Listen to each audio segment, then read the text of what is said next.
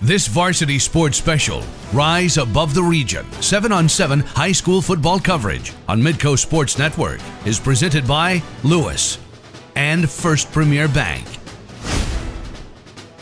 Welcome back to Rise Above the Region 7-on-7. We are getting ready for the first semifinal of the day. It'll be Fargo South taking on Sioux Falls Roosevelt.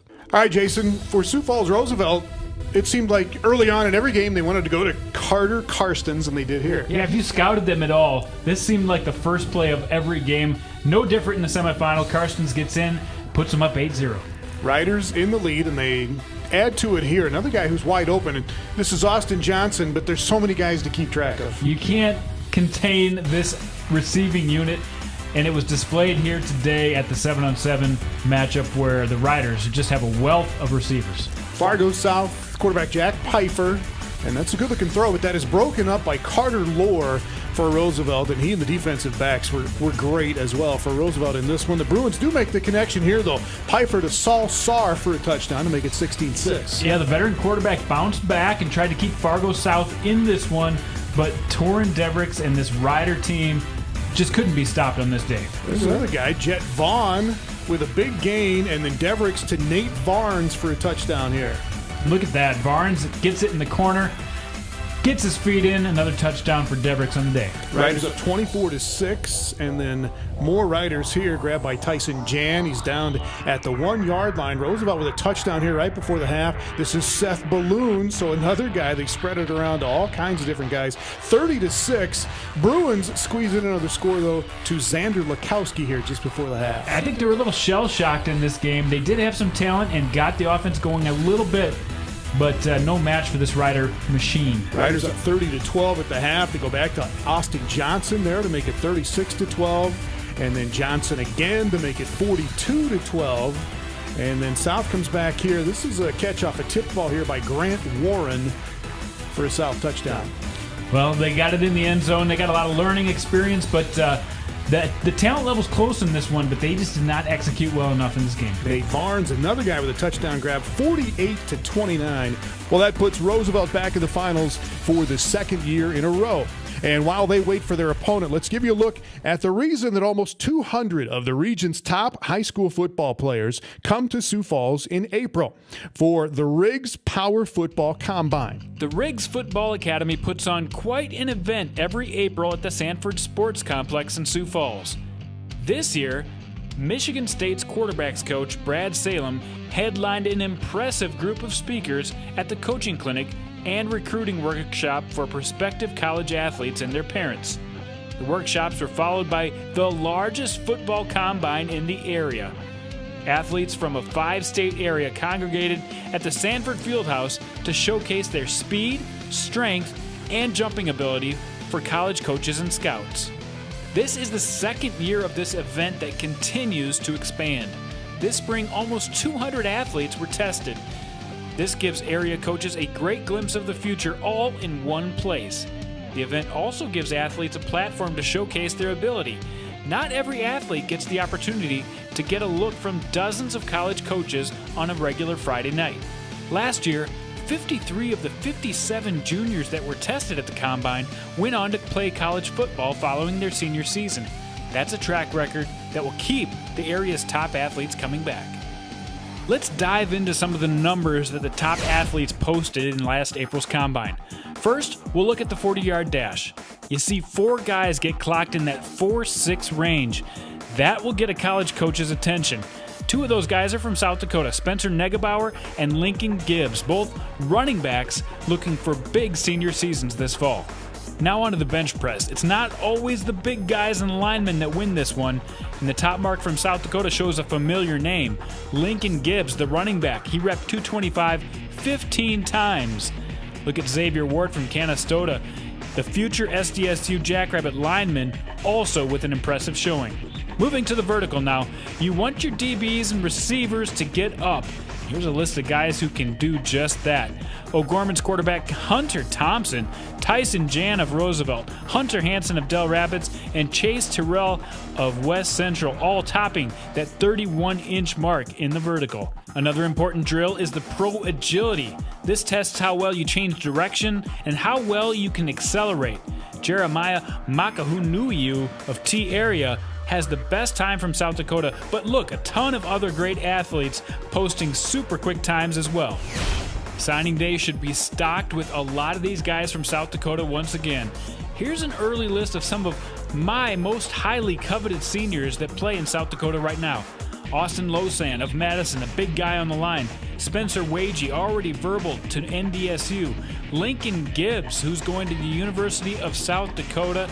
Carter Karstens, the lineman out of Sioux Falls, Roosevelt. Chase Corton, the speedster from Bonham. Crockett Krolikowski going to SDSU, as well as Xavier Ward out of Canastota. Some big names looking for some big places at the next level. Let's look at North Dakota now and some of the best prospects there. You don't have to travel far out of West Fargo to find some great athletes. And right at the top, Brandon Metz, Zach Willis, and Chase Tyken, all looking to play big-time college football next year. Willis and Metz both going to the national champions at NDSU. Some other big names to note: Colton Cook out of Minot, a big guy who can get some big things done, has not verbaled yet. Hayden Reynolds of West Fargo Cheyenne, Dylan Jepson of Killdeer, Jackson Hankey, the all-around athlete out of Park River, and Jake Eland, who's looking for an even better senior season than his state championship year last year running the ball for Richland. Now that's just the tip of the iceberg of some of the great players looking to go on to play college football. There's going to be a lot more coming up who can prove themselves on the gridiron this fall. All right, time to go with the second semifinal of the day. Sioux Falls, Washington, and Harrisburg both came through pool play with 2-0 records. All right, Jason, both of these teams have young quarterbacks. We're going to see Hunter Headley, a junior from Harrisburg. Common theme, too. He gets bailed out by Justice Clayton. Touchdown for Harrisburg, a quick 6-0 lead. Clayton had a good day, 6-0 Tigers. Washington has a sophomore quarterback, Jaden Johansson, and he kind of put that one up for grabs. Brock Harris with an interception for the Tigers, and it's 9-0 Harrisburg. But Johansson comes right back here with a great throw to Logan Utek. Yeah, if you're in trouble, find Logan Utek. The diving grab, first of all, to get him in scoring position, and then look at that ridiculous catch by Logan Utek. Unbelievable athlete, just a junior at wide receiver and pretty much anywhere else they want to put him this year. So Utek with the catch there. It's actually 9-8 Harrisburg at halftime. We'll go to the second half here. Headley to Lucas Koistra, and nobody even close. That's a touchdown for Harrisburg. Yeah, just a blown coverage. That's why you play 7-on-7. You got to communicate on defense, and they made Washington pay, but right back on offense. They go right back to Logan Utek. Make it 15-14, and then a really good throw and a great catch by Trevor Schmidt on the point after to tie the game at 15. 4.5 minutes left here, Jason. Headley on the run to Justice Clayton for a touchdown for the go-ahead. Very efficient drive for Headley. Puts them in the lead, and now they're going to try to withstand the drive at the end of the game. 2.5 minutes left. Tupac Capea down to the 2-yard line, and then it's 3rd and goal right here. And Jack Anderson breaks that up for Harrisburg. Yeah, defense is the name of the game. Anderson makes an athletic play, one of the great athletes on this Tiger D. And then on 4th down, Johansson trying to get it out to the corner, and Peyton Voss there to break it up, and that's the game winner. Washington was surprised by the Harrisburg defense, and they end up not getting a ticket back to the finals. 21-15 Harrisburg, so the Tigers moving on to take on Roosevelt. Before we take you to the championship game, we're going to go through the preseason power rankings for varsity sports. Let's start now with South Dakota's 9-man classes. There are 3 9-man classes. For the sake of rankings, I combine all the 9-man classes and give you the top 5 teams in all of 9-man football in South Dakota. In at number 5, Woonsocket, Wessington Springs, Sanborn Central. They really emerged last year, making it all the way to the Dome. Don't have a ton of guys back, but the guys they do have back, they've got speed, they've got size on the line, and they've got experience in the backfield. And at number 4, Chase Corton and Bonham. This is a team I think is on the verge of being an elite team. Chase Corton, one of the fastest, one of the best athletes in the class, playing receiver for the Cavaliers. He looks to shake things up in 9AA. In at number 3, Webster. Speaking of great teams in 9AA, this team brings everybody back except for one receiver from a very successful team. They have turned the page and are one of the best teams in 9-man football. In at number 2, Woolsey Wessington. This is a team that has set the bar extremely high, going all the way, winning the title last year, having a 2,000-yard back for the second consecutive season. This year, Darian Ogunjamalusi might be a third season in a row with a 2,000-yard back.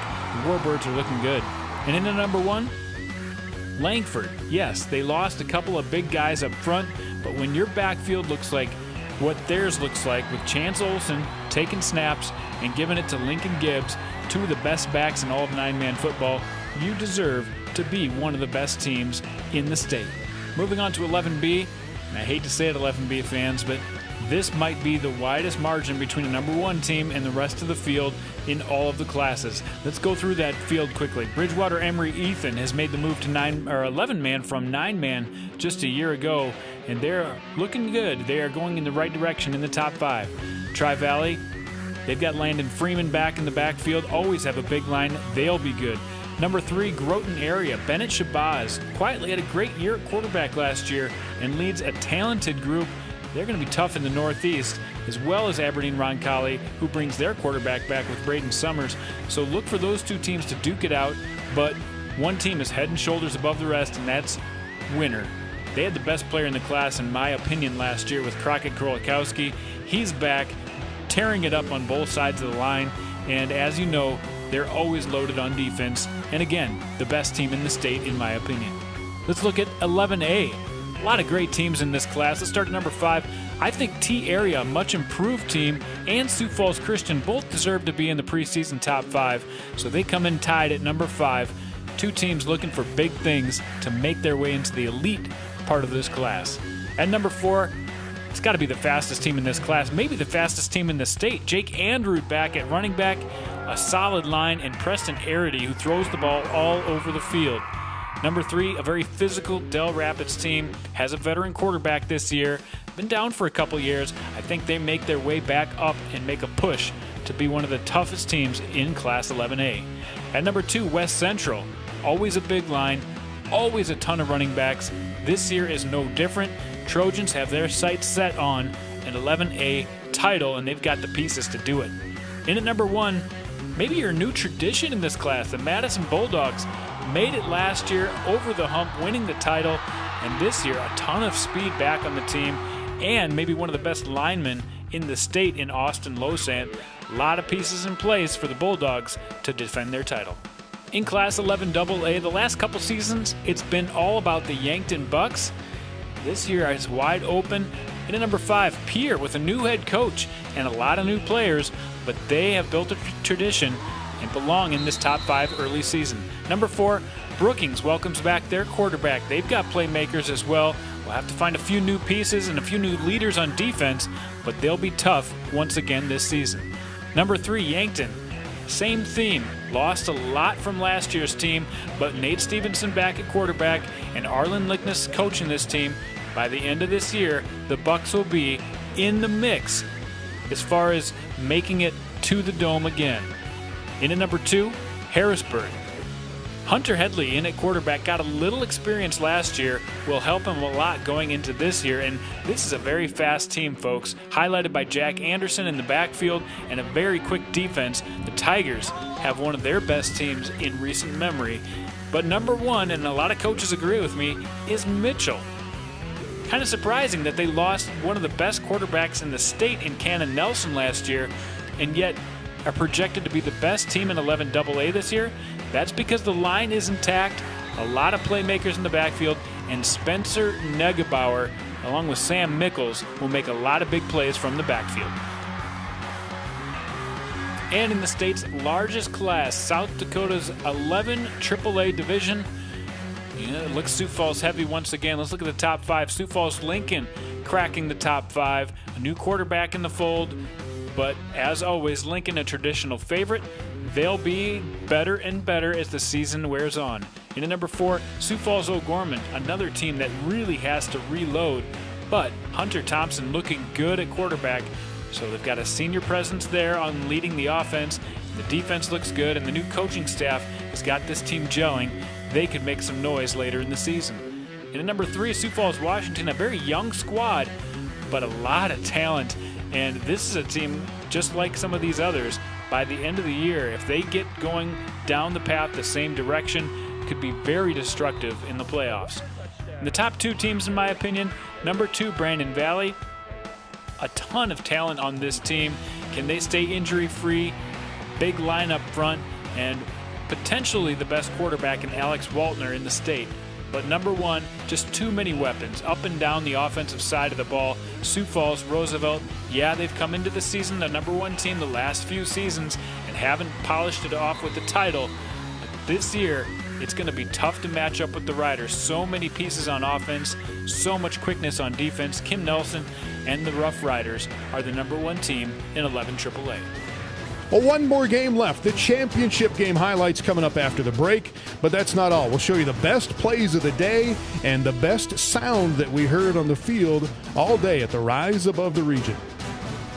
This Varsity Sports Special, Rise Above the Region, 7-on-7 high school football coverage on Midco Sports Network, is presented by Sanford Power, Riggs Premier Football Academy, and Midco Sports Network.